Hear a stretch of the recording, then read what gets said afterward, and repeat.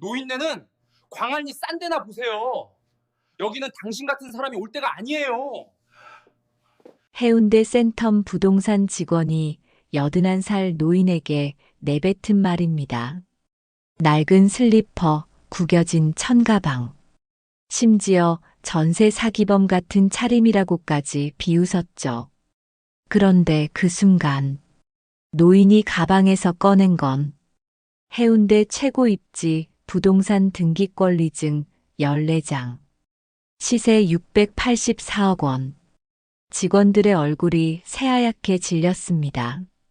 1997년 IMF로 가족까지 잃고 20년 넘게 혼자 일어선 한 남자의 통쾌한 반전.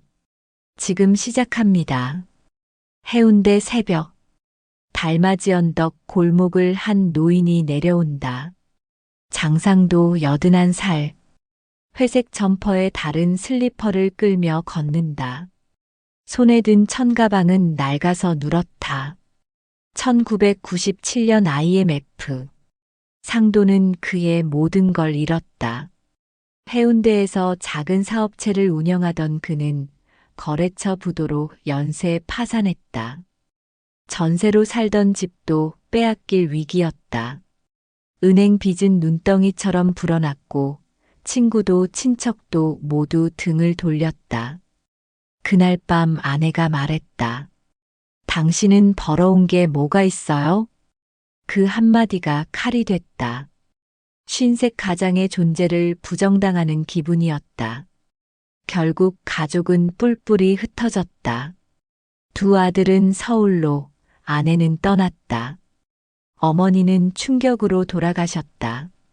상도는 혼자가 됐다. 빈손으로 다시 시작해야 했다. 그는 다짐했다. 다시는 그런 말을 듣지 않겠다고. 다시는 돈 때문에 무시당하지 않겠다고. 새벽 공사판 막노동, 밤 야간 경비. 하루 4시간만 자며 일했다. 밥값을 아끼고 옷을 사지 않고 한 푼 두 푼 모았다. 몇 년 뒤 첫 원룸을 샀다. 해운대 뒷골목 낡은 건물이었지만 희망이었다. 상도는 멈추지 않았다. 해운대는 발전할 거라고 믿었다. 센텀시티는 커질 거라고 확신했다. 토박이로서 이 땅을 누구보다 잘 알았다. 하나씩 부동산을 모았다. 20년 넘게 모은 재산. 해운대 해수욕장 앞 상가 4채, 센텀시티 오피스텔 3채, 장산역 뒤 토지 2필지, 달맞이 언덕, 원룸 건물 2동. 총 시세 684억 원. 하지만 상도는 여전히 낡은 옷만 입었다. 화려함이 필요 없었다. 다만 다시는 그 말을 듣지 않을 힘만 있으면 됐다. 그런데도 마음속 상처는 남았다. 돈 없다는 소리만 들어도 가슴이 철렁했다. 센텀시티 부동산. 봄날 오후. 상도는 센텀시티로 향했다. 자신이 소유한 오피스텔 중 하나가 비어서 다음 세입자를 알아보러 가는 길이었다. 센텀은 많이 변했다. 높은 건물들이 빼곡히 들어섰고 백화점과 영화관으로 북적였다. 상도는 편의점에서 1,000원짜리 생수를 사서 벤치에 앉았다. 옆으로 정장 입은 직장인들이 지나갔다. 깔끔한 구두 소리가 경쾌했다. 상도는 자신의 다른 슬리퍼를 내려다봤다. 이 동네와는 안 어울렸다. 하지만 상관없었다. 상도는 남의 시선을 신경 쓰지 않는 법을 익혔다. 아니, 신경 쓰지 않는 척하는 법을 배웠다. 마음 한구석에서는 여전히 신경 쓰였지만 티내지 않았다. 오피스텔 근처 부동산 중개소. 제일 크고 깨끗한 곳으로 들어갔다. 유리문을 밀고 들어서자 에어컨 바람이 시원했다. 책상에 30대 남자 직원과 20대 후반 여자 직원이 앉아 있었다. 안쪽에는 50대 사장이 전화 통화 중이었다. 여자 직원이 고개를 들었다. 상도의 차림새를 훑었다. 회색 점퍼, 다른 슬리퍼, 구겨진 천가방. 표정이 미묘하게 굳었지만 웃으며 물었다. 어서 오세요. 무엇을 도와드릴까요? 이 근처 오피스텔 알아보러 왔습니다. 전세로 보시는 건가요? 아니요. 제가 가진 오피스텔 세입자를 구하려고요. 직원들이 놀란 표정을 지었다. 이 차림새에 오피스텔이 있다니. 어느 건물이신데요? 센텀 더샵 스타폴의 33평형입니다. 더샵 스타폴에는 센텀에서도 고급 건물이었다. 여자 직원 태도가 조금 달라졌다. 아, 거기요? 33평이면 전세 12억에서 13억 정도 할 겁니다. 상도는 낡은 수첩에 메모했다. 해진 볼펜으로 천천히 적었다. 직원들이 서로 눈짓했다. 10억대 오피스텔 주인치고는 너무 초라했다. 이 근처 괜찮은 매물도 보고 싶은데요. 혹시 나중에 하나 더 살까 해서요. 남자 직원이 얼른 자료를 가져왔다. 손님이 될 수도 있다는 생각에 적극적이었다. 여기 신축 오피스텔 있고요. 이건 역세권이고요. 상도는 자료를 꼼꼼히 살펴봤다. 가격, 위치, 평형, 준공연도. 모든 걸 자세히 확인했다. 직원들이 점점 불안해졌다. 이 노인 아는 게 많아 보였다. 여자 직원이 조심스럽게 물었다. 근데요, 할아버지, 혹시 자금 준비는 되신 건가요? 여기 매물들이 다 10억 넘는데요.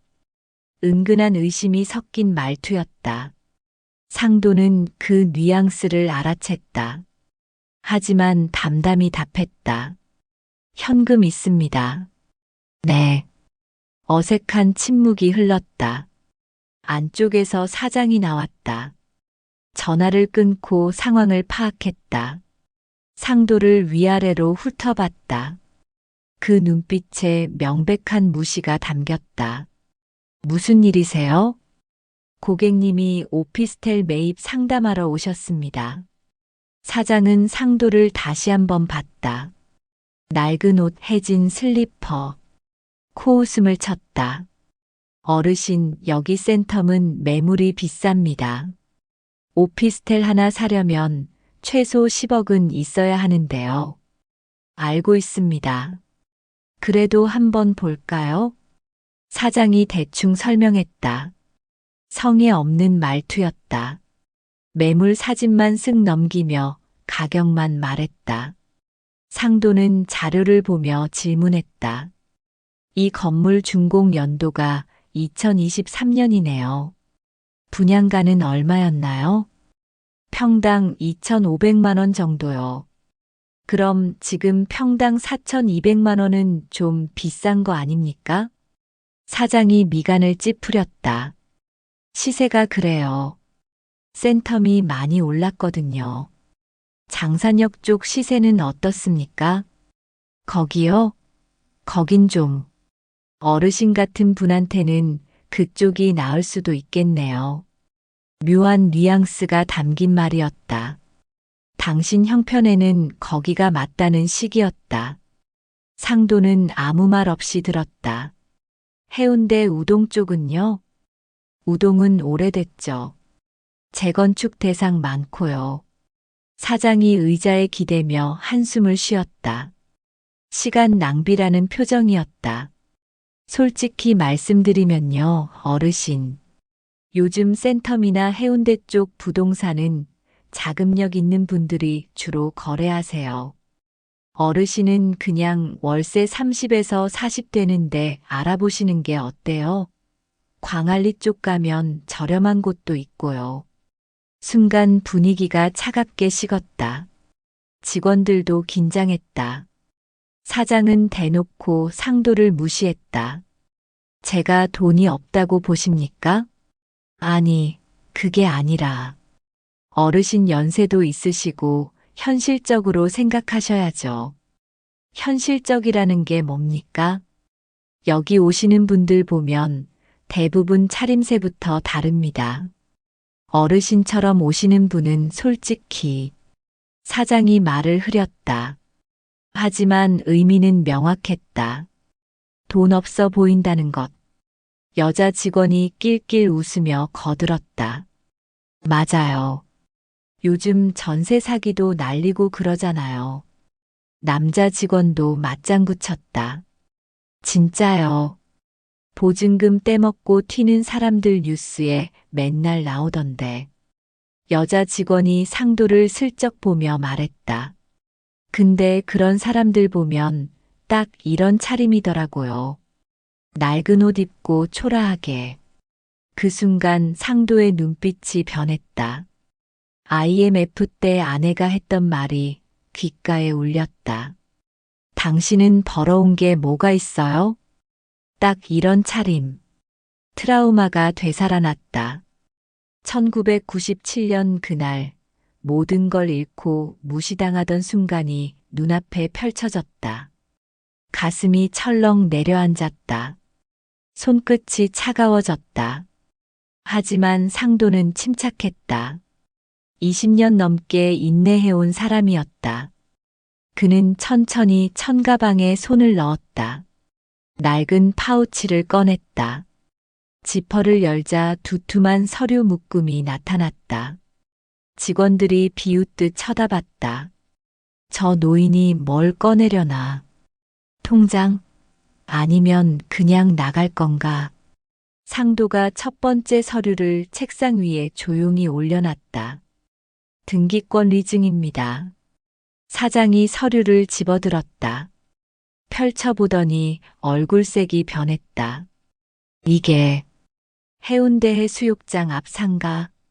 상도는 대답 없이 두 번째 서류를 꺼냈다. 달맞이 언덕 카페거리 빌딩. 세 번째 센텀시티 오피스텔. 네 번째 장산역 뒤 토지. 직원들의 표정이 점점 굳어갔다. 여자 직원이 벌떡 일어났다. 남자 직원은 입을 벌린 채 얼어붙었다. 다섯 번째, 여섯 번째, 일곱 번째. 원룸 건물, 상가, 또 다른 오피스텔. 서류가 계속 나왔다. 여덟 번째, 아홉 번째, 열 번째. 11번째, 12번째, 13번째. 사장의 손이 떨렸다. 등기권 리증을 하나씩 확인하며 입술이 바짝 말랐다. 모두 진짜였다. 소유자 이름 장상도. 해운대 최고 입지의 부동산들이었다. 이게 다 어르신 거예요? 네. 총 시세가 대충 계산하면 684억 정도 됩니다. 순간 침묵이 흘렀다. 여자 직원이 새하얗게 질렸다. 남자 직원은 의자에 주저앉았다. 사장은 서류를 쥔 채 말을 잇지 못했다. 상도는 조용히 천천히 말했다. 아까 제가 돈 없어 보인다고 하셨죠. 그게 전세 사기범 같은 차림이라고요. 죄송합니다. 사장이 고개를 숙였다. 직원들도 얼굴이 창백해져 입을 떼지 못했다. 노인네는 광안리 싼데 보라고 하셨습니다. 정말 죄송합니다. 시간 낭비라는 표정도 지으셨고요. 상도의 목소리는 낮고 차분했다. 화를 내지 않았다. 그게 더 무서웠다. 사장은 식은땀을 흘렸다. 저는 20년 넘게 이 부동산들을 모았습니다. 1997년 IMF 때 모든 걸 잃고 빈손으로 다시 시작했죠. 새벽 공사판, 밤 경비일. 하루 4시간만 자며 일했습니다. 직원들은 고개를 숙인 채 듣기만 했다. 한 푼, 두 푼 아껴서 첫 원룸을 샀고 그 돈으로 두 번째를 샀습니다. 멈추지 않고 모았죠. 왜인지 아십니까? 그때 제게 누가 그랬습니다. 당신은 벌어온 게 뭐가 있냐고요. 사장의 얼굴이 더 하얗게 변했다. 그 말이 얼마나 아픈지 아십니까? 한 인간의 존재를 부정당하는 느낌입니다. 그래서 다짐했죠. 다시는 그런 말 듣지 않겠다고. 죄송합니다. 20년 넘게 버텼습니다. 낡은 옷 입고 싼 밥 먹고 그렇게 살았어요. 겉모습 따위 신경 안 썼죠. 그런데 오늘 상도가 잠시 말을 멈췄다. 깊은 슬픔이 목소리에 배어나왔다. 오늘 여기 와서 또 그 말을 들을 줄은 몰랐습니다. 여자 직원이 울먹이며 고개를 숙였다. 정말 죄송합니다. 당신들은 사람을 겉모습으로 판단하더군요. 돈이 있는지 없는지 차림새만 보고 정했죠. 송구합니다. 상도는 서류를 다시 파우치에 넣기 시작했다. 천천히 하나씩. 직원들은 그 모습을 멍하니 바라만 봤다. 근데 말입니다. 네. 제가 왜 이렇게 살아야 했는지 아십니까? 직원들은 대답하지 못했다. 돈 때문에 무시당하는 게 무서워서입니다. 돈 없다는 소리 듣는 게 무서워서. 그래서 이렇게라도 모으면 안전할 줄 알았죠. 상도의 목소리가 잠겼다. 근데 돈을 모아도 사람들은 겉모습을 보더군요. 결국 똑같네요. 사장이 다급하게 붙잡았다. 어르신, 정말 죄송합니다. 제가 큰 실수를 했습니다. 놔주십시오. 진심으로 사과드립니다. 다시 한번 기회를 주십시오. 됐습니다. 상도가 손을 뿌리쳤다. 사장은 절망한 표정이었다. 680억대 자산가를 놓치는 것이었다. 여자 직원은 울기 시작했다. 남자 직원은 창백한 얼굴로 서 있었다. 상도는 문으로 향했다. 나가려다가 멈춰섰다. 뒤돌아봤다. 한 가지만 물어보겠습니다. 네. 전세 사기 이야기 많이 하셨는데 직원들의 표정이 굳었다. 혹시 아는 사람 있습니까? 순간 침묵이 흘렀다. 뭔가 찔린 표정들이었다. 사장이 식은땀을 흘렸다. 상도는 그 반응을 놓치지 않았다. 대답이 없으시네요. 뭐 상관없습니다. 상도는 중개소를 나섰다. 뒤에서 사장과 직원들이 허둥대는 소리가 들렸다. 애원하는 목소리, 사과하는 목소리. 하지만 상도는 뒤돌아보지 않았다. 센텀시티 거리를 걸으며 상도는 깊은 생각에 잠겼다. 20년이 지나도 여전히 무시당했다. 680억을 모아도 소용없었다.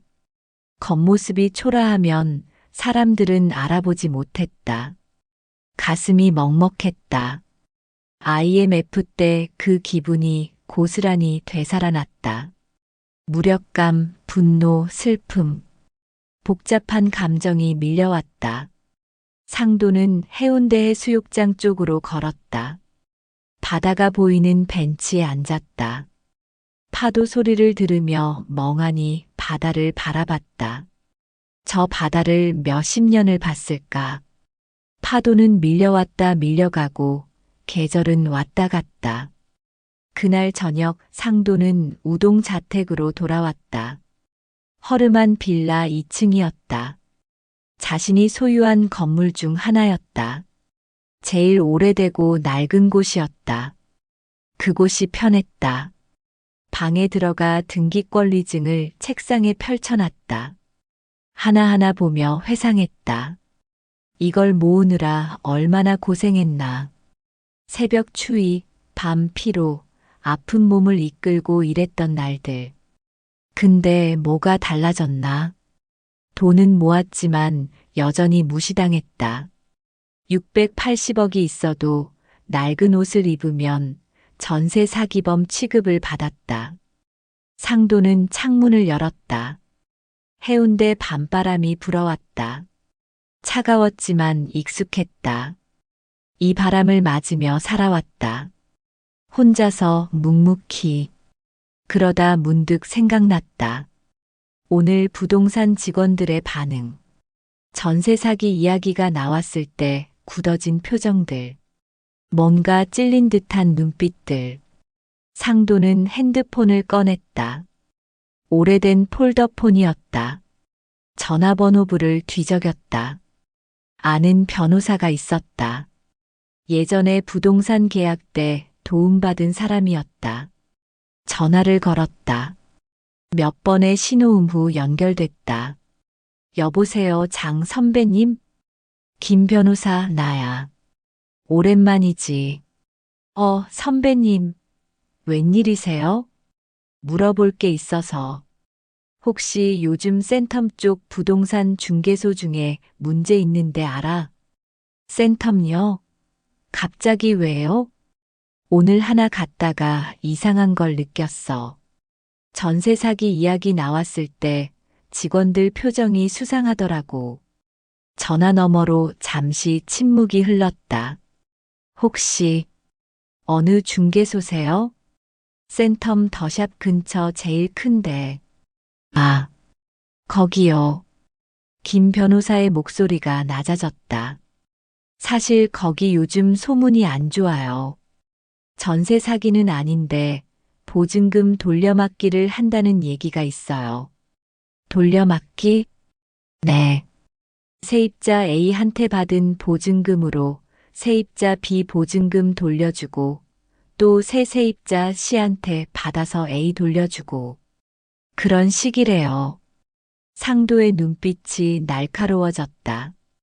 그럼 언젠가 터지겠네. 맞아요. 시한폭탄이죠.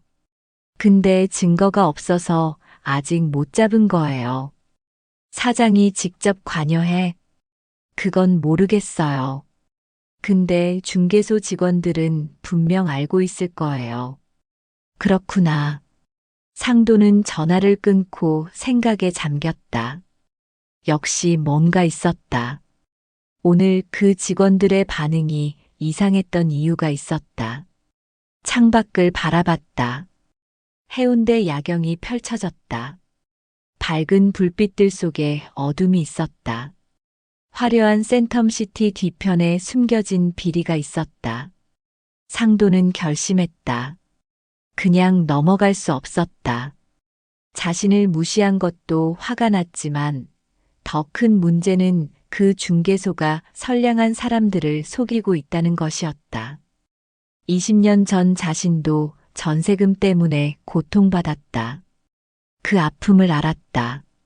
지금도 누군가는 그런 고통을 받고 있을 것이다. 상도는 다시 등기권리증을 받다.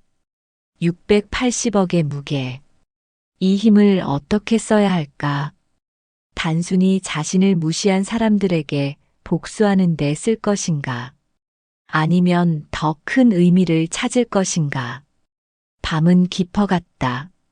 해운대 바닷바람은 계속 불었다. 상도는 오랜 시간 생각했다. 그리고 결론을 내렸다. 내일 다시 그 중개소에 갈 것이다. 하지만 이번에는 다른 방식으로. 다음 날 아침, 상도는 평소보다 일찍 일어났다. 창밖으로 해운대 바다가 보였다. 파도가 잔잔하게 밀려왔다. 오늘은 중요한 날이었다. 어제 저녁 김 변호사와 다시 통화했다. 센텀 중개소에 대해 더 알아봤다. 피해자가 여럿 있었다. 보증금을 제때 못 받은 사람, 전입신고가 늦어져 피해본 사람, 계약서 내용과 다른 조건을 나중에 통보받은 사람. 하지만 모두 증거가 부족해 제대로 대응하지 못했다. 상도는 씻고 옷을 입었다. 어제와 똑같은 회색 점퍼, 다른 슬리퍼, 낡은 천가방. 거울을 보니 초라한 노인이 서 있었다. 하지만 이제 상관없었다. 오히려 이 모습이 무기였다. 아침을 간단히 먹고 나섰다. 우동에서 센텀까지 버스로 갔다. 지하철이 더 빠르지만 버스가 익숙했다. 창밖 풍경을 보며 생각을 정리했다. 오전 10시. 어제 그 중개소 앞에 도착했다. 유리문 너머로 직원들이 보였다. 어제 그 여자 직원과 남자 직원, 그리고 사장. 모두 자리에 있었다. 상도는 심호흡을 하고 문을 밀었다. 딸랑 소리와 함께 문이 열렸다. 직원들이 고개를 들었다가 얼어붙었다. 어제 그 노인이었다. 680억 자산가. 여자 직원의 얼굴이 창백해졌다. 남자 직원은 자리에서 벌떡 일어났다. 사장은 급하게 안쪽에서 나왔다. 어르신. 어서 오십시오. 사장이 허둥지둥 달려왔다. 어제와는 완전히 다른 태도였다. 공손했고 조심스러웠고 떨고 있었다. 앉으시죠. 여기 편한 의자로. 됐습니다. 상도는 어제 앉았던 책상 앞에 그대로 앉았다. 직원들은 긴장한 얼굴로 서 있었다. 커피 드릴까요? 아니면 차? 물 한 잔이면 됩니다. 여자 직원이 얼른 생수를 따라왔다. 손이 떨려서 물이 컵 밖으로 튀었다. 상도는 물을 한 모금 마셨다. 천천히 여유 있게. 사장이 어색하게 웃으며 말했다. 어제는 정말 죄송했습니다. 제가 실례를 많이 했습니다. 그래요. 제가 사람을 잘못 봤습니다. 용서해 주십시오. 용서는 했습니다. 사장의 얼굴에 안도감이 스쳤다. 하지만 상도의 다음 말에 다시 굳었다. 하지만 거래는 다른 문제죠. 그게 오늘 다시 온 이유가 있습니다. 상도는 천가방을 책상에 올렸다. 직원들이 그 가방을 뚫어져라 쳐다봤다. 어제 그 등기권리증이 들어있는 가방이었다. 어제 제가 물어봤죠. 전세 사기 아는 사람 있냐고. 사장의 얼굴이 하얗게 변했다. 그때 대답을 안 하셨어요. 왜 그랬을까요? 그건 제가 알아봤습니다. 상도가 조용히 말했다. 차분하고 낮은 목소리였다. 그래서 더 무서웠다. 이 중개소 요즘 보증금 돌려막기를 한다더군요. 순간 침묵이 흘렀다. 여자 직원이 숨을 삼켰다. 남자 직원은 시선을 피했다. 사장은 식은땀을 흘렸다. 누가 그런 헛소문을. 헛소문인가요? 물론입니다. 저희는 정직하게. 그럼 장부 보여주실 수 있습니까? 장부요? 네. 최근 1년간 중개한 전세 계약 내역이요. 보증금 입금, 출금 내역 다요. 사장의 입이 굳게 닫혔다. 보여줄 수 없었다. 보여주면 드러날 것이었다. 보여줄 수 없으시죠? 그게 개인정보가 있어서. 그럼 세무서에 요청하면 되겠네요. 세무서요? 사장이 다급해졌다. 세무서가 개입하면 모든 게 드러날 것이었다. 보증금 돌려막기뿐 아니라 탈세까지. 상도는 물을 한 모금 더 마셨다. 여유로웠다. 급할 건 저쪽이었다. 20년 넘게 견뎌온 사람답게 침착했다. 어르신, 오해십니다. 저희는 정말. 그럼 증명해 보세요. 어떻게요? 피해자들한테 보증금 돌려주세요. 제대로 된 계약으로 정리하시고요. 사장이 말문이 막혔다. 돈이 없었다. 이미 다 돌려막기로 쓴 돈이었다. 새로 들어올 보증금으로 메우려고 했는데 이제 그게 불가능했다. 돈이 없으시죠? 그럼 제가 도와드리죠. 네. 상도가 천가방을 열었다. 등기권 리증이 아니었다. 다른 서류였다.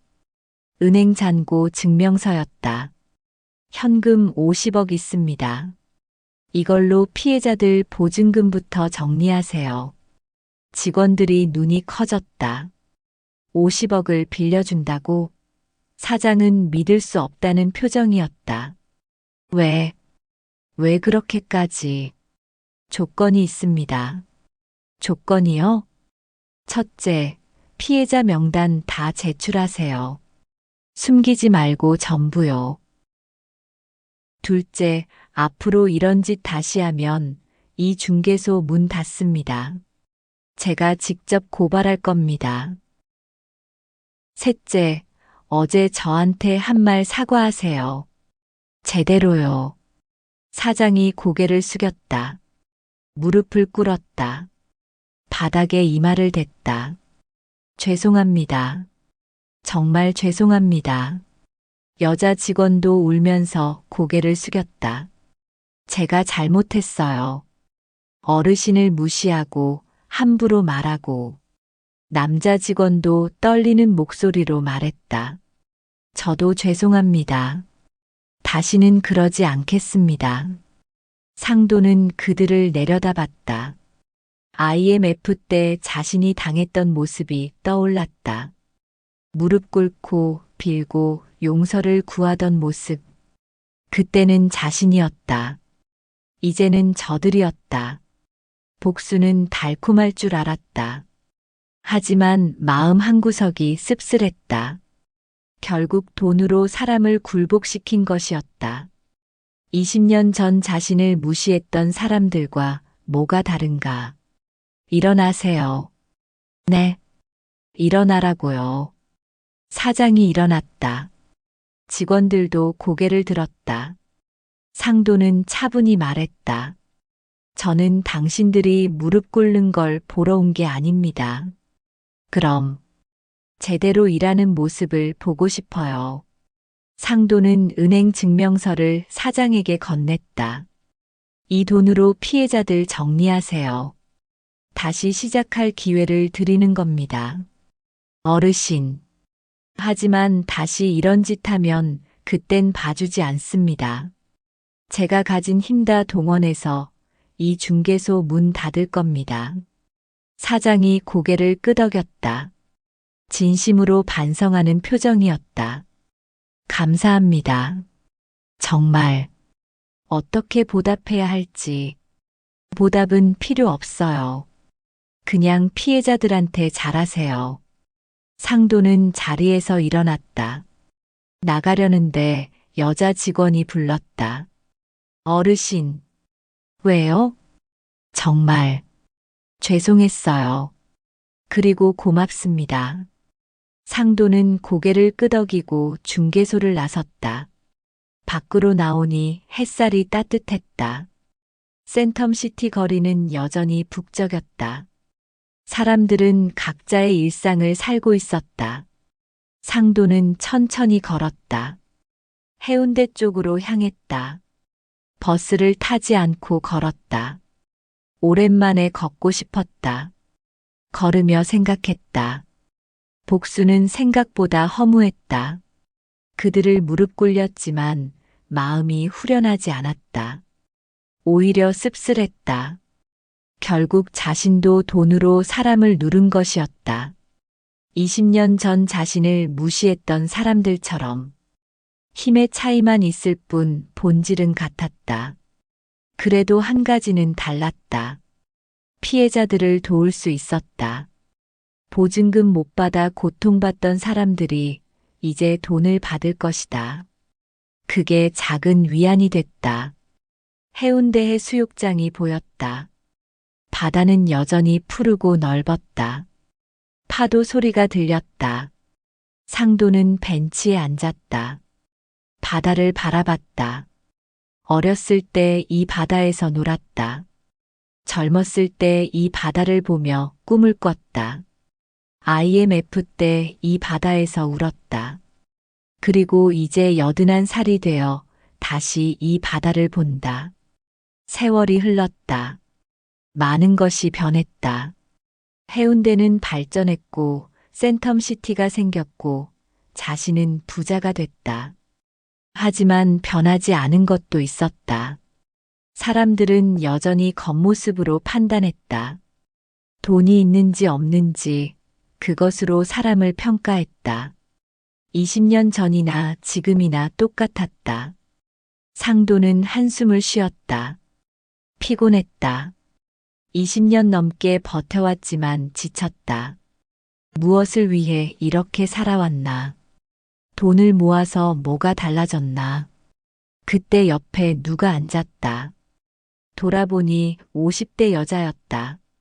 평범한 차림이었고 피곤해 보이는 얼굴이었다.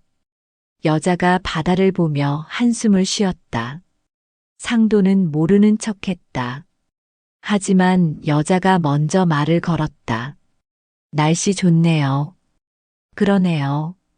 어르신, 이 근처 사세요? 우동에 삽니다. 아, 저도 근처에요. 장산동이요.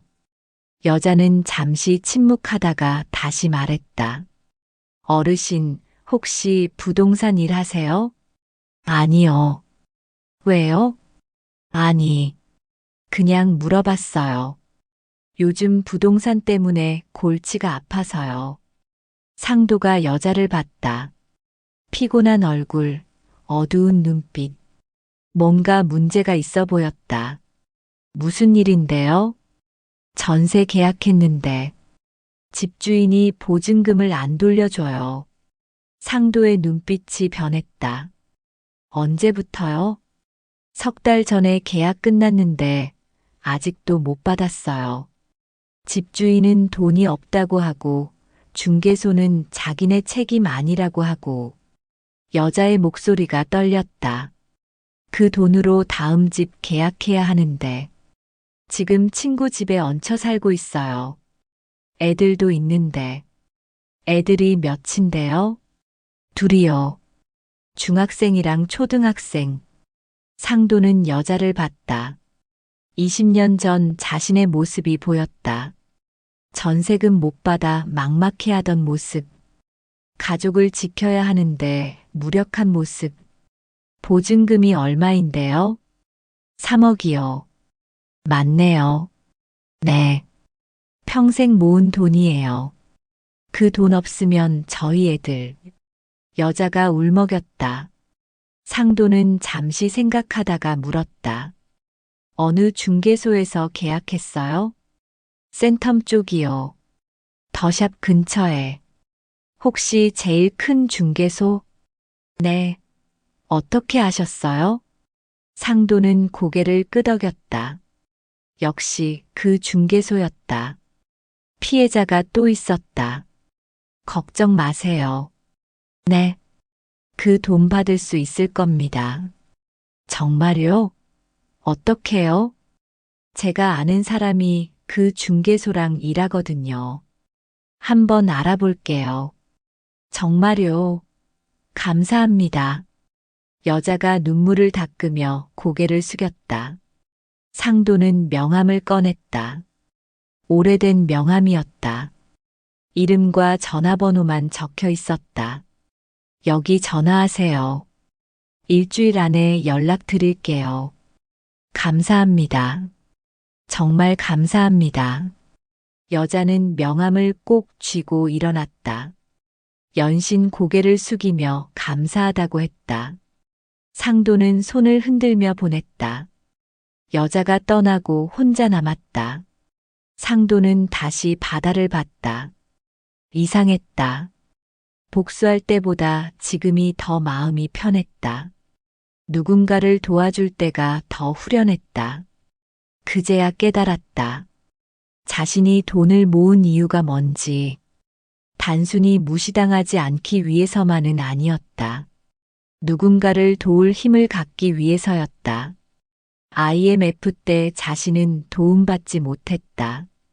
아무도 손을 내밀지 않았다. 그 외로움과 무력감을 잊을 수 없었다. 그래서 힘을 가지려고 했다.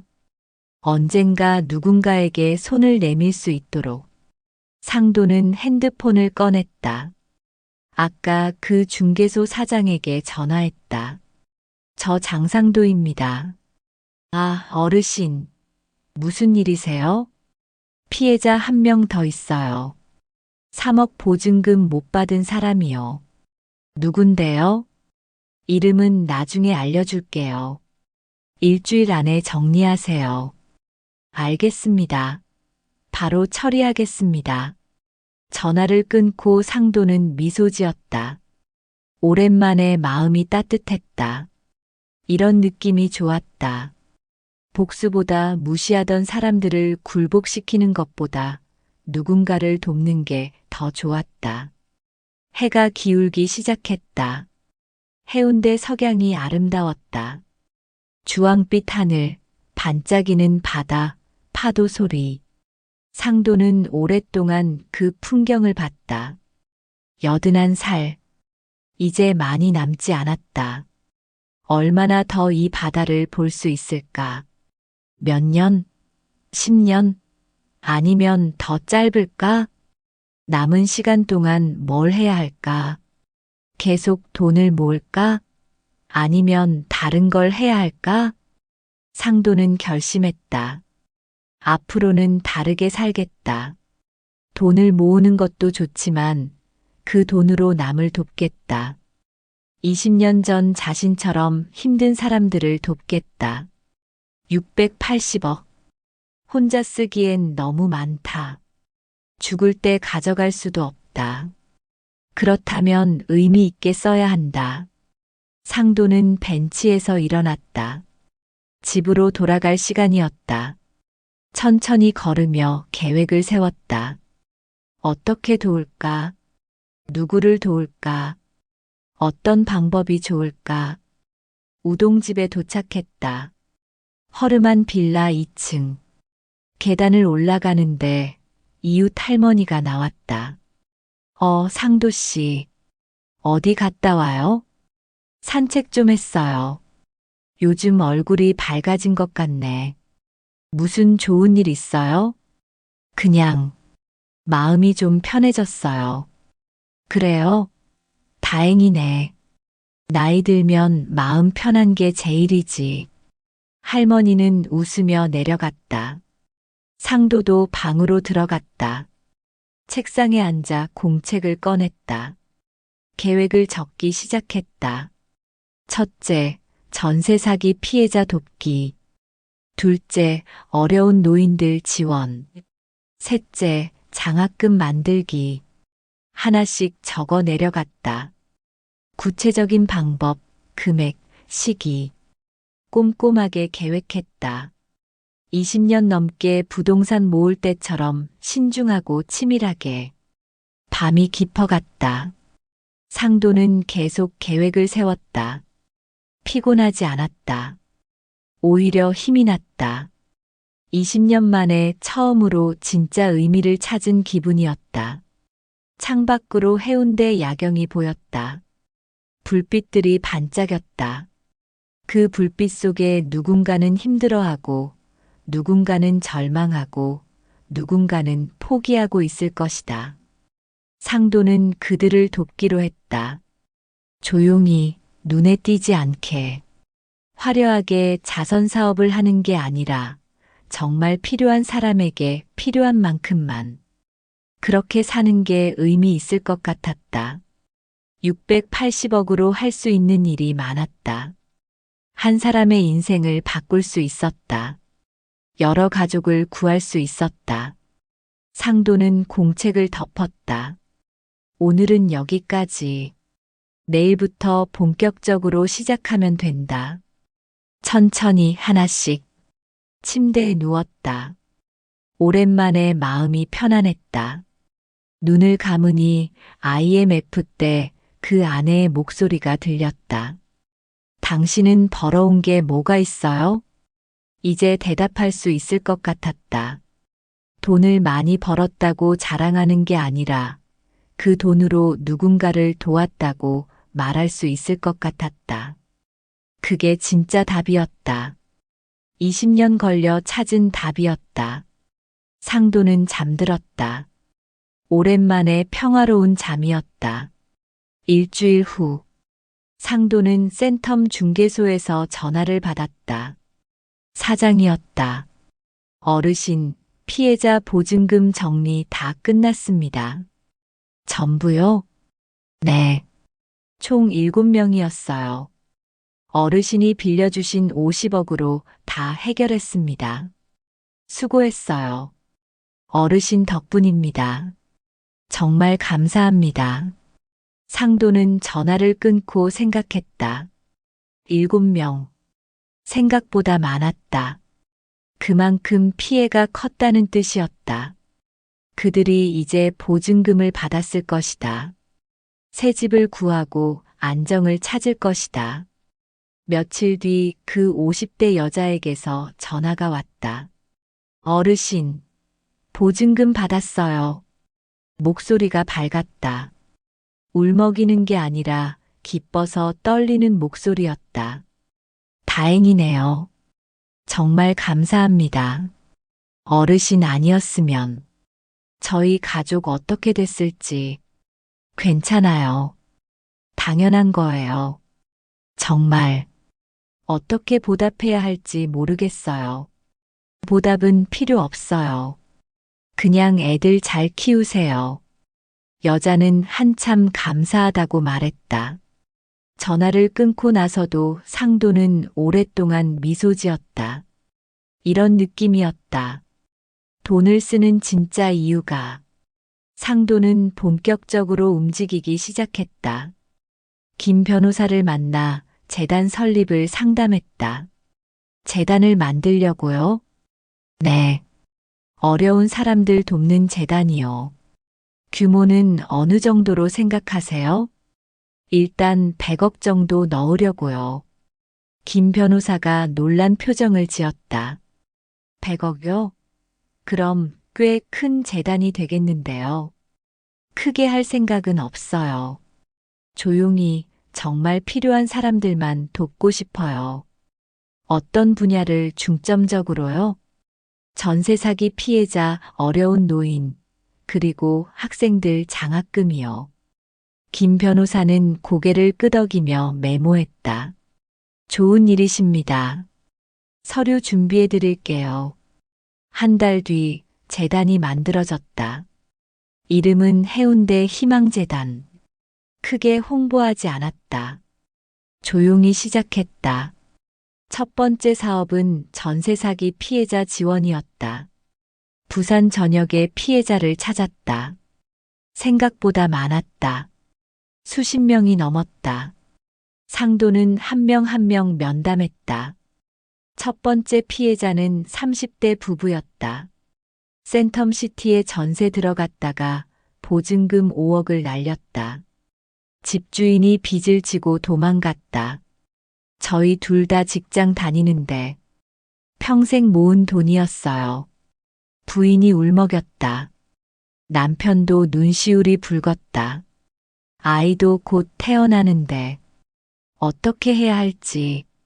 상도는 조용히 듣고 물었다. 지금 어디 사세요? 처가에 얹혀 살아요. 진짜 죽고 싶어요. 그러지 마세요. 제가 돕겠습니다. 네. 보증금 5억 재단에서 지원해 드릴게요. 부부는 믿을 수 없다는 표정이었다. 정말, 정말이세요? 네. 조건은 하나만 있어요. 무슨 조건이든지요. 나중에 여유 생기면 다른 어려운 사람 도와주세요. 부부는 눈물을 흘리며 고개를 숙였다. 감사합니다. 평생 잊지 않겠습니다. 두 번째 피해자는 40대 자영업자였다. 해운대 우동에서 작은 식당을 했다. 전세 보증금 3억 5천을 못 받았다. 가게 문 닫아야 할 것 같아요. 빚이 너무 많아서. 얼마나 되는데요? 전세 보증금이랑 합쳐서 5억 정도요. 상도는 계산기를 두드렸다. 5억 지원해 드릴게요. 대신 가게는 계속하세요. 네, 정말요. 우동에 오래된 식당 많이 없어졌어요. 계속해 주세요. 감사합니다. 정말 감사합니다. 이렇게 한 명씩 도왔다. 한 달에 5명, 2달에 10명. 천천히 하나씩. 서두르지 않았다. 제대로 확인하고 정말 필요한 사람만 도왔다. 여름이 왔다. 상도는 2번째 사업을 시작했다. 어려운 노인 지원이었다. 해운대 우동, 중동, 좌동 일대의 독거노인을 찾았다. 생각보다 많았다. 수백 명이 넘었다. 상도는 직접 방문했다. 낡은 옷 그대로 슬리퍼 신고 천가방 들고 노인들은 자신과 비슷한 차림의 상도를 보고 편하게 대했다. 어르신, 요즘 어떻게 지내세요? 그냥 저냥이지. 밥은 먹고 살아. 힘든 건 없으세요? 힘든 게 뭐 한두 가진가. 병원비가 제일 문제야. 병원비요? 당뇨랑 고혈압 약 먹어야 하는데 비싸서. 상도는 메모했다. 병원비 지원이 필요했다. 다음 집. 80대 할머니 혼자 살았다. 방은 좁고 어두웠다. 난방도 제대로 안 됐다. 할머니, 겨울에 안 춥세요? 춥지. 근데 난방비 아끼려고 안 틀어. 왜요? 돈이 없잖아. 기초생활수급비로는 부족해. 상도는 가슴이 아팠다. 자신도 예전에 그랬다. 추워도 난방비 아끼고 아파도 병원 안 가고. 할머니, 제가 도와드릴게요. 뭘? 매달 생활비 좀 드릴게요. 왜? 당신도 어려워 보이는데. 상도는 웃었다. 괜찮아요. 저는 좀 여유 있어요. 이렇게 100명 넘는 노인을 도왔다. 한 명당 매달 30만 원씩. 큰 돈은 아니었지만 그들에게는 큰 도움이었다. 어느 날 우동 슈퍼에 갔다. 사장이 상도를 보고 말했다. 장 선생님, 요즘 동네에서 소문이에요. 무슨 소문? 어떤 할아버지가 어려운 노인들 돕고 다닌다고요. 그래요? 근데 그 할아버지가 돈이 엄청 많대요. 재단도 만들었다고 하고. 상도는 살짝 웃었다. 소문이 무성하네요. 혹시 장 선생님 아니에요? 제가 무슨 돈이 있어요. 그러게요. 장 선생님은 늘 이렇게 검소하게 사시니까. 슈퍼를 나오며 상도는 생각했다. 소문이 났구나. 하지만 괜찮았다. 자신이 누군지 정확히는 모르니까. 가을이 왔다. 상도는 3번째 사업을 시작했다. 장학금이었다. 해운대 지역 중고등학생 중에서 형편이 어려운 학생을 선발했다. 첫 장학생은 중학교 3학년 여학생이었다. 어머니 혼자 2 남매를 키웠다. 아버지는 사고로 돌아가셨다. 성적은 어때요? 전교 5등 안에 들어요. 꿈이 뭐예요? 의사요. 엄마처럼 아픈 사람들 고치고 싶어요. 좋은 꿈이네요. 상도는 장학금을 지원했다. 고등학교 3년, 대학교 4년. 총 7년간 학비 전액과 생활비까지. 감사합니다. 정말 감사합니다. 어머니가 눈물을 흘렸다. 학생도 울었다. 공부 열심히 해요. 좋은 의사 되세요. 네, 꼭 그럴게요. 2번째 장학생은 고등학교 2학년 남학생이었다. 할머니가 키웠다. 부모는 일찍 세상을 떠났다. 꿈이 뭐예요? 선생님이요. 할머니가 평생 나를 가르쳐서 나도 누군가 가르치고 싶어요. 좋아요. 열심히 하세요. 장학금 지원, 대학 졸업까지. 학생은 고개를 숙이며 인사했다. 평생 잊지 않을게요. 이렇게 20명을 선발했다. 매년 학비와 생활비를 지원했다. 총 금액은 컸지만 상도는 아깝지 않았다. 겨울이 왔다. 한 해가 거의 끝나갔다. 상도는 재단 사무실에서 보고서를 받았다. 올해 총 지출이 35억입니다. 김 변호사가 설명했다. 전세 사기 피해자 지원 20억, 노인 지원 10억, 장학금 5억이에요. 많이 썼네요. 그래도 아직 65억 남았어요. 내년에도 계속 하시죠? 당연하죠. 상도는 창밖을 봤다. 해운대 바다가 보였다. 겨울 바다는 쓸쓸했지만 아름다웠다. 김 변호사. 네. 내년에는 규모를 좀 더 키울까 해요. 얼마나요? 100억 더 넣을게요. 100억요? 네. 도울 사람이 많더라고요. 김 변호사는 놀란 표정이었지만 곧 웃었다. 좋은 일이십니다. 준비하겠습니다. 그날 저녁 상도는 우동집으로 돌아왔다. 계단을 올라가는데 이웃 할머니가 나왔다. 상도 씨. 안녕하세요. 상도 씨, 들었어요? 요즘 동네에 천사가 나타났대요. 천사요? 네. 어려운 사람들 조용히 돕고 다니는 할아버지래요. 근데 얼굴을 아무도 모른대요. 상도는 웃었다. 그런 좋은 분이 있나 보네요. 나도 한번 만나보고 싶어요. 감사하다고 말하고 싶어서. 만나게 되실 거예요. 할머니는 웃으며 내려갔다. 상도도 방으로 들어갔다. 책상에 앉아 공책을 펼쳤다. 올해 도운 사람들 명단이 빼곡했다.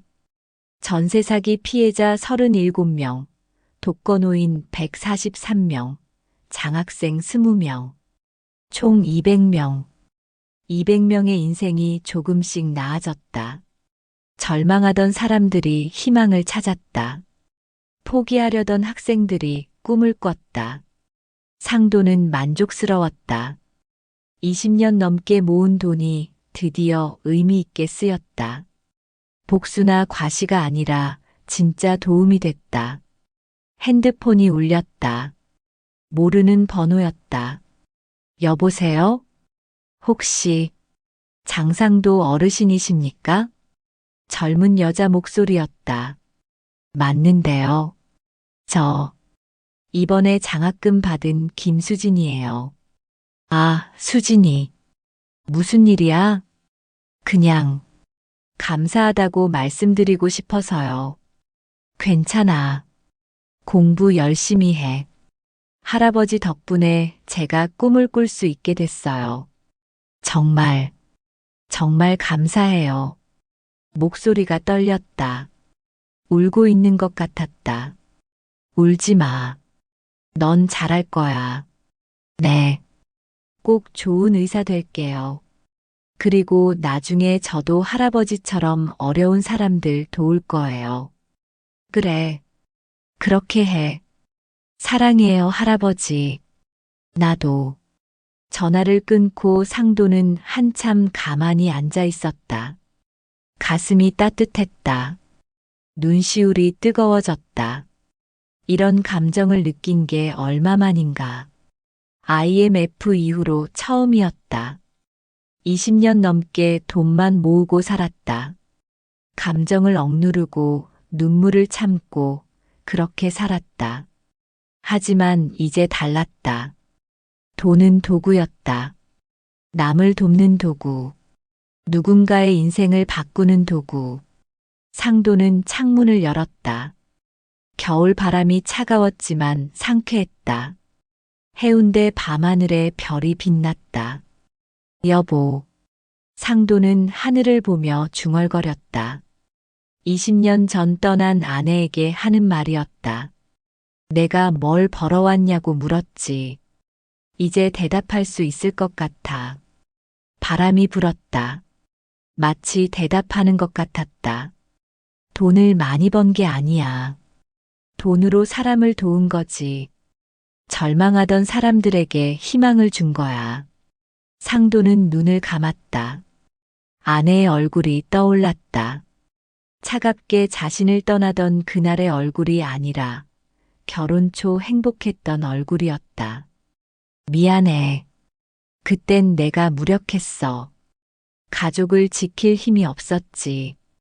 눈물이 흘렀다. 81살 노인의 뺨을 타고 내렸다. 하지만 이제는 달라. 이제는 누군가를 지킬 수 있어. 이제는 말을 잇지 못했다. 울음이 터져 나왔다.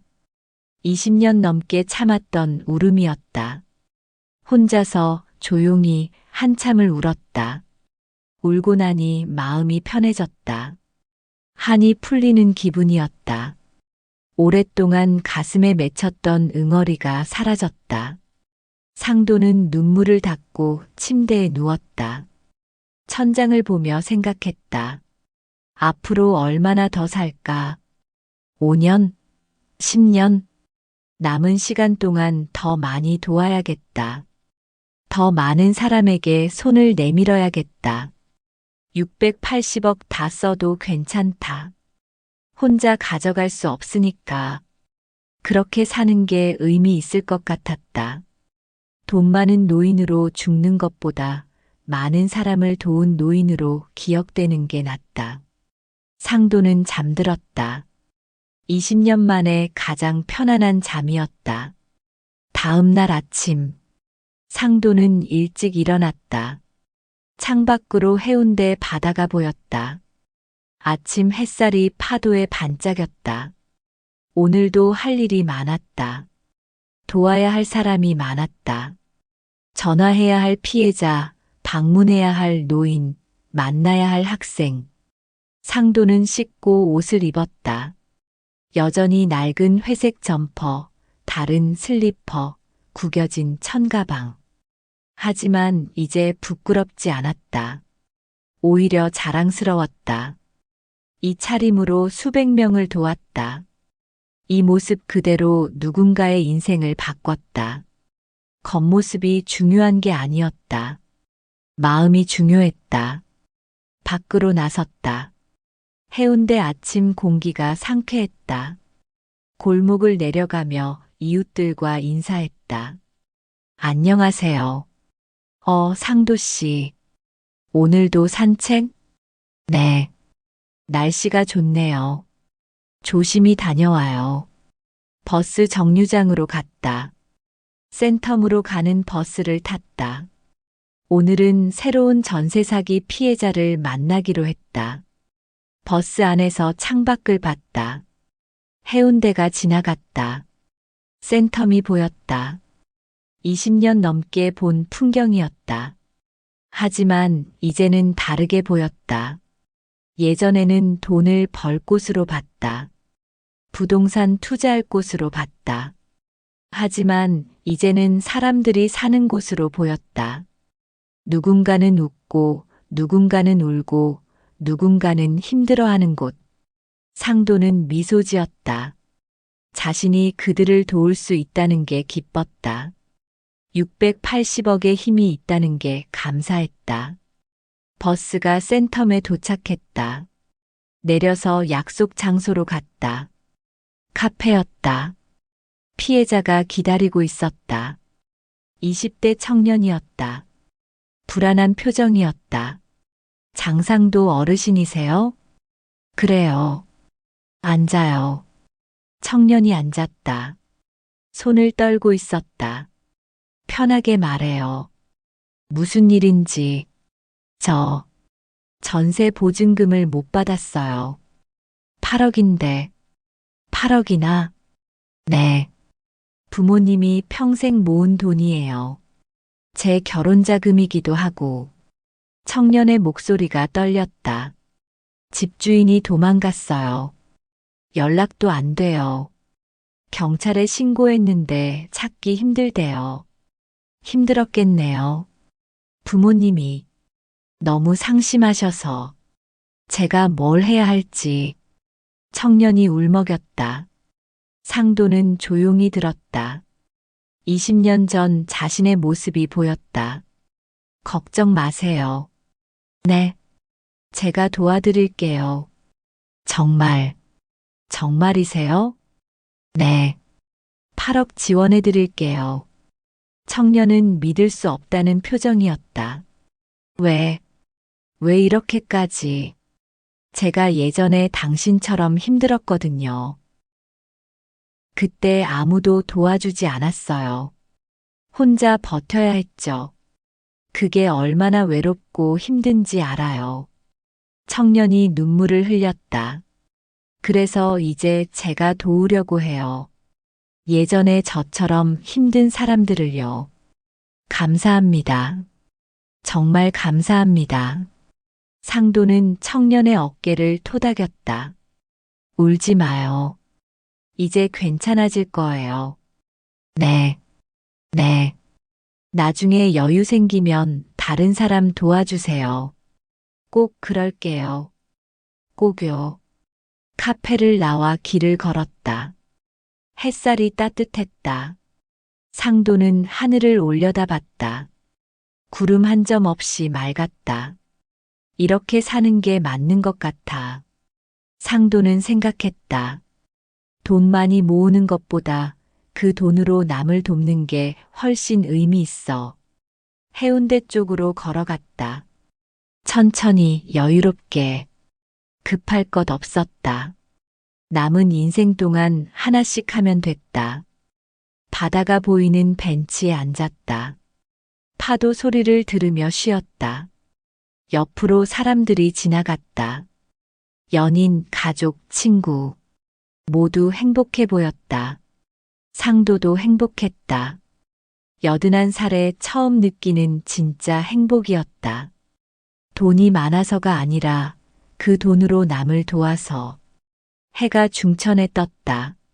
상도는 벤치에서 일어났다. 집으로 돌아갈 시간이었다. 내일도 모레도 계속 이렇게 살 것이다. 조용히, 눈에 띄지 않게, 진짜 필요한 사람들을 돕는 살. 그게 장상도가 선택한 길이었다. 2년이 흘렀다. 상도는 83이 됐다. 건강은 예전만 못했지만 여전히 활동했다. 매일 아침 일어나 사람들을 돕는 일을 계속했다. 해운대 희망재단은 이제 부산에서 유명했다. 하지만 대표가 누군지는 여전히 아는 사람이 적었다. 상도는 언론 인터뷰도 거절하고 사진 촬영도 피했다. 조용히 일하는 게 좋았다. 봄날 아침. 상도는 우동집에서 일어났다. 창밖으로 해운대 바다가 반짝였다. 요즘 자주 피곤했다. 병원에서는 무리하지 말라고 했다. 하지만 멈출 수 없었다. 도와야 할 사람이 아직 많았다. 핸드폰이 울렸다. 김 변호사였다. 선배님, 오늘 중요한 미팅 있어요. 무슨 미팅? 센텀 부동산 사장이 만나고 싶대요. 2년 전 그 사장? 네. 할 말이 있다고 하더라고요. 알았어요. 어디서 만나죠? 센텀 카페로 올게요. 전화를 끊고 상도는 준비했다. 여전히 낡은 옷이었다. 회색 점퍼는 더 낡았고 슬리퍼는 더 닳았다. 하지만 바꿀 생각이 없었다. 이게 편했다. 오전 10시 센텀 카페에 도착했다. 부동산 사장이 기다리고 있었다. 2년 전보다 수척해 보였다. 어르신, 오랜만입니다. 앉으세요. 사장이 앉았다. 긴장한 표정이었다. 오늘 왜 만나자고 했어요? 사과하려고요. 2년 전에 이미 사과했잖아요. 그때는 진심이 아니었어요. 사장이 고개를 숙였다. 솔직히, 그때는 무서워서 사과했어요. 어르신이 큰 부자라서 힘이 있으셔서. 근데 지난 2년 동안 지켜봤어요. 어르신이 뭘 하시는지. 사장이 상도를 똑바로 봤다. 재단 만드시고 사람들 도우시는 거 다 알아요. 전세 사기 피해자, 어려운 노인, 학생들. 어떻게 알았어요? 제가 도움받은 사람들 중 몇 명을 알거든요. 그들이 말해줬어요. 사장의 눈이 붉어졌다. 어르신, 저 진짜 반성했어요. 제가 얼마나 잘못했는지 깨달았어요. 사람을 겉모습으로 판단하고 돈으로만 평가하고 그게 얼마나 잘못된 건지 이제 알아요. 사장이 가방에서 봉투를 꺼냈다. 이거 어르신이 빌려주신 50억이에요. 다 갚았어요. 벌써요? 네. 2년 동안 열심히 일했어요. 정직하게요. 사장이 봉투를 내밀었다. 상도는 받지 않았다. 안 받을 거예요. 네. 그 돈으로 다른 사람 도우세요. 어르신, 당신도 이제 알잖아요. 돈을 어떻게 써야 하는지. 사장이 눈물을 흘렸다. 감사합니다. 정말 감사합니다. 울지 마세요. 그냥 잘 사세요. 상도는 자리에서 일어났다. 나가려는데 사장이 불렀다. 어르신. 왜요? 한 가지만 여쭤봐도 될까요? 뭔데요? 왜 이렇게까지 하세요? 어르신도 힘드실 텐데. 상도는 잠시 생각하다가 대답했다. 제가 예전에 힘들었을 때 아무도 안 도와줬거든요. 그게 얼마나 외롭고 힘든지 알아요. 그래서 이제 제가 도우려고요. 존경합니다. 상도는 웃으며 카페를 나섰다. 밖으로 나오니 햇살이 따뜻했다. 그날 오후 상도는 달맞이 언덕에 올랐다. 오래간만이었다. 계단이 힘들었지만 천천히 올라갔다. 정상에 도착하니 해운대 전경이 한눈에 보였다. 푸른 바다, 높은 건물들, 센텀시티, 광안대교. 많이 변했다. 20년 전과는 완전히 달랐다. 벤치에 앉아 쉬었다. 숨이 찼다. 예전만 못했다. 나이를 느꼈다. 옆에 누가 앉았다. 돌아보니 젊은 여자였다. 의사 가운을 입고 있었다. 할아버지? 응, 저예요. 김수진이요. 수진이. 상도가 놀라서 일어났다. 2년 전 장학금 준 그 학생이었다. 많이 컸다. 의대 들어갔어요? 네. 부산대 의대 1학년이에요. 축하한다. 수진이 환하게 웃었다. 할아버지 덕분이에요. 정말요. 내가 잘한 거지. 아니에요. 할아버지 없었으면 못했어요. 수진이 상도 옆에 앉았다. 할아버지, 오늘 왜 여기 오셨어요? 그냥 옛날 생각하러. 무슨 생각요? 예전에 내가 힘들었을 때 이야기. 상도는 천천히 말했다. IMF 이야기, 가족 잃은 이야기, 혼자 다시 시작한 이야기. 수지는 조용히 들었다. 힘드셨겠어요. 힘들었지. 근데 지나고 보니 그것도 의미가 있더라고. 어떤 의미요? 그 고통을 겪었으니까 남의 아픔을 알게 됐어. 그래서 도울 수 있게 됐고, 수진이 고개를 끄덕였다. 저도 그렇게 될게요. 뭐, 저도 나중에 의사 되면 어려운 사람들 무료로 치료해 줄 거예요. 할아버지처럼요. 상도는 수진의 머리를 쓰다듬었다. 착하다. 꼭 그렇게 해라. 네. 수진은 한참 상도와 이야기하다가 시계를 봤다. 아, 수업 시간이다. 가봐야 해요. 그래. 조심히 가. 할아버지, 건강하세요. 수진이 뛰어내려갔다. 상도는 그 모습을 보며 웃었다. 젊음이 좋았다. 희망이 있었다. 저녁이 됐다. 상도는 달맞이 언덕에서 내려와 우동으로 돌아갔다. 집 앞에 누가 기다리고 있었다. 50대 여자였다. 2년 전 벤치에서 만난 그 여자였다. 어르신, 어떻게 여기를? 주소를 알아냈어요. 꼭 인사드리고 싶어서요. 여자는 봉투를 내밀었다. 이거, 제가 받은 보증금 3억이에요. 왜요? 어르신 재단에 기부하고 싶어요. 아니에요. 당신이 쓰세요. 저 이제 괜찮아요. 새 직장도 구했고 애들도 안정됐어요. 여자가 웃었다. 어르신 덕분에 다시 일어설 수 있었어요. 이제 저도 남을 돕고 싶어요. 상도는 봉투를 받았다. 고마워요. 제가 더 감사하죠. 여자는 깊이 인사하고 떠났다. 상도는 봉투를 들고 방으로 들어갔다. 책상에 앉아 봉투를 봤다. 3억. 적지 않은 돈이었다. 이 돈으로 또 누군가를 도울 수 있었다. 상도는 공책을 펼쳤다.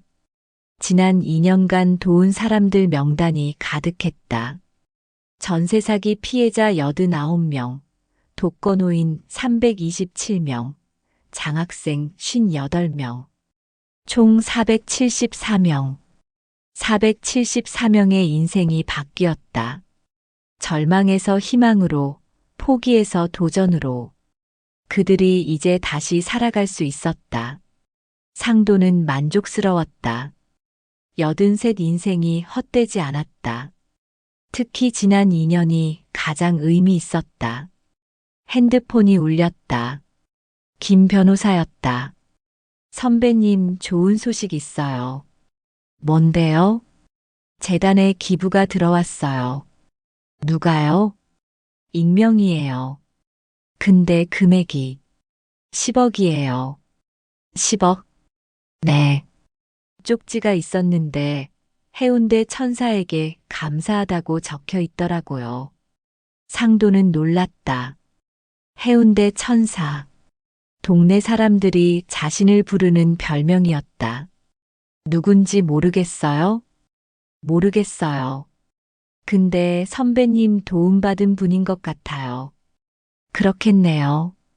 전화를 끊고 상도는 생각했다. 자신이 도운 사람이 이제 남을 돕고 있었다. 선순환이 시작된 것이었다. 그날 밤 상도는 침대에 누워 생각했다. 이제 얼마나 더 살까? 건강이 안 좋았다. 의사는 무리하지 말라고 했다. 하지만 후회는 없었다. 지난 2년이 인생에서 가장 행복한 시간이었다. 돈을 모을 때보다 복수할 때보다 남을 도울 때가 훨씬 행복했다. 이제 됐어. 상도는 생각했다. 충분히 살았어. 의미 있게 살았어. 눈을 감았다. 피곤했지만 마음은 편안했다.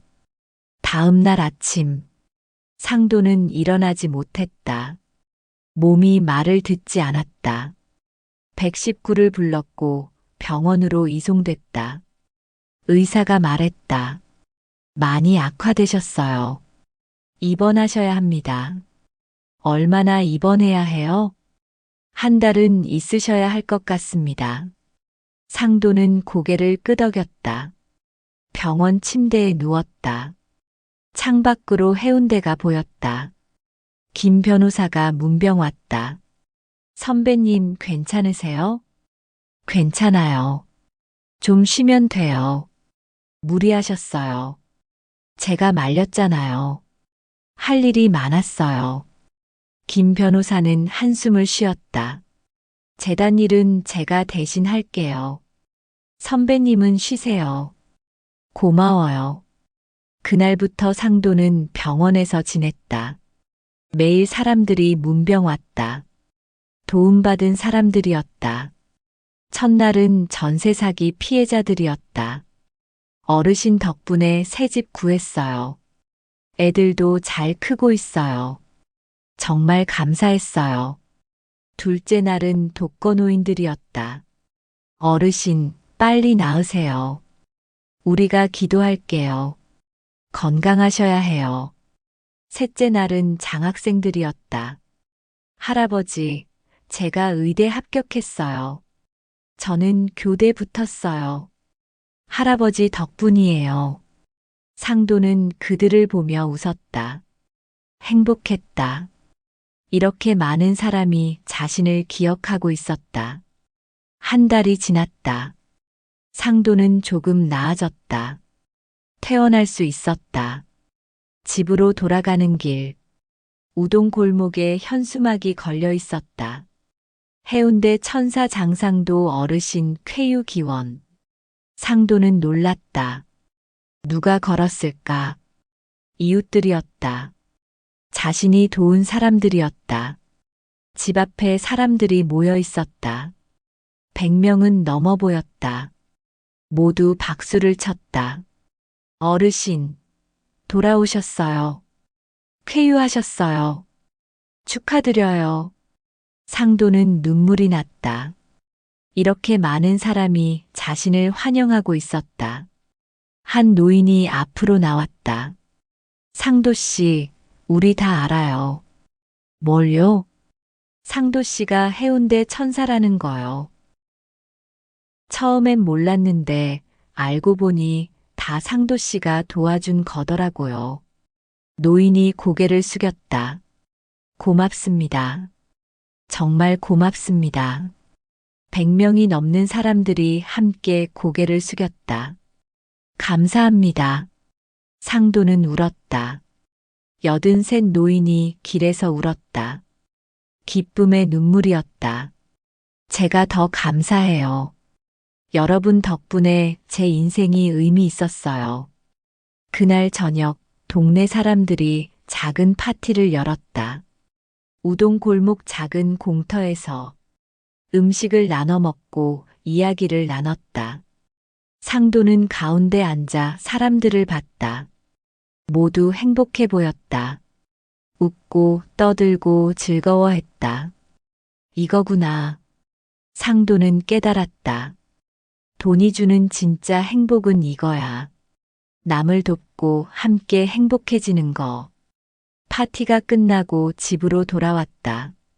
방에 누워 천장을 봤다. 83 인생이 주마등처럼 지나갔다. 어린 시절, 청년 시절, IMF 위기, 혼자 다시 시작, 20년간 부동산 모으기, 그리고 지난 2년간 남 돕기. 긴 인생이었다. 힘든 인생이었다. 하지만 의미 있는 인생이었다. 상도는 유언장을 꺼냈다. 미리 써둔 것이었다. 김 변호사에게 맡길 예정이었다. 내용은 간단했다. 모든 재산을 해운대 희망재단에 기부한다. 조건은 하나. 계속 어려운 사람을 도울 것. 상도는 유언장에 서명했다. 이제 마음이 편했다. 더 이상 걱정할 게 없었다. 창문을 열었다. 해운대 밤바람이 불어왔다. 익숙한 바람이었다. 평생 맡아온 바다 냄새였다. 고마워, 해운대. 상도는 중얼거려. 나를 키워줘서, 나를 지켜줘서, 그리고 마지막까지 함께해줘서. 바람이 대답하듯 불었다. 상도는 잠들었다. 평화로운 잠이었다. 다음 날 아침, 상도는 또 평소처럼 일어났다. 아직 할 일이 남았다. 도와야 할 사람이 있었다. 낡은 옷을 입고 슬리퍼를 신고 천가방을 들었다. 여전한 모습이었다. 거울을 봤다. 주름 가득한 얼굴, 하얀 머리, 구부정한 등. 하지만 눈빛은 밝았다. 살아있었다. 밖으로 나섰다. 해운대 아침이 밝았다. 햇살이 따뜻했고 바람이 상쾌했다. 골목을 내려가며 이웃들과 인사했다. 안녕하세요. 상도 씨. 어디 가요? 센텀 좀 다녀올게요. 조심히 다녀와요. 버스 정류장으로 갔다. 버스를 기다리며 바다를 봤다. 파도가 밀려왔다 밀려갔다. 오늘도 좋은 날이 되겠어. 버스가 왔다. 상도는 탔다. 창밖을 보며 생각했다. 오늘은 누구를 도울까? 어떤 사람을 만날까? 센텀에 도착했다. 내려서 약속 장소로 갔다. 오늘은 새로운 전세 사기 피해자를 만나기로 했다.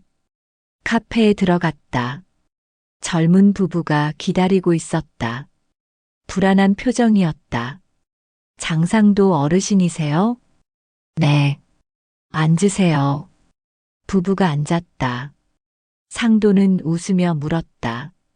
천천히 말해보세요. 무슨 일인지. 부부가 이야기를 시작했다. 전세 사기 이야기, 힘든 상황, 절망스러운 마음. 상도는 조용히 들었다. 그리고 말했다. 걱정 마세요. 제가 도와드릴게요. 부부의 얼굴에 희망이 떠올랐다. 상도는 미소 지었다. 오늘도 내일도 계속 이렇게 살 것이다. 누군가의 절망을 희망으로 바꾸는 살. 그게 장상도가 선택한 83 노인의 아름다운 인생이었다. 그리고 3년 후 부산 해운대구청 앞 작은 공원에 동상이 세워졌다. 낡은 옷을 입고 천가방을 든 노인의 동상이었다. 명패에는 이렇게 적혀 있었다.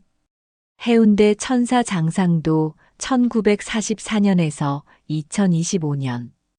그는 겉모습은 초라했지만 마음은 세상 어떤 부자보다 풍요로웠다. 680억 원의 재산을 모두 기부하여 수천 명의 인생을 바꿨다. 돈의 진짜 가치를 우리에게 가르쳐 준 분. 동상 앞에는 매일 누군가 찾아왔다. 그가 도운 사람들이었다. 꽃을 놓고 감사를 표하고 그의 정신을 기억했다. 해운대 희망재단은 계속 운영됐다. 매년 수백 명을 도왔다. 전세 사기 피해자, 어려운 노인, 학생들. 상도가 시작한 선순환은 끝나지 않았다. 그리고 재단을 돕는 사람들이 점점 늘었다. 상도에게 도움받은 사람들이 이제 남을 도왔다. 기부하고 봉사하고 나눴다. 김수진은 의사가 됐다. 해운대에 무료 진료소를 열었다. 어려운 노인들을 무료로 치료했다.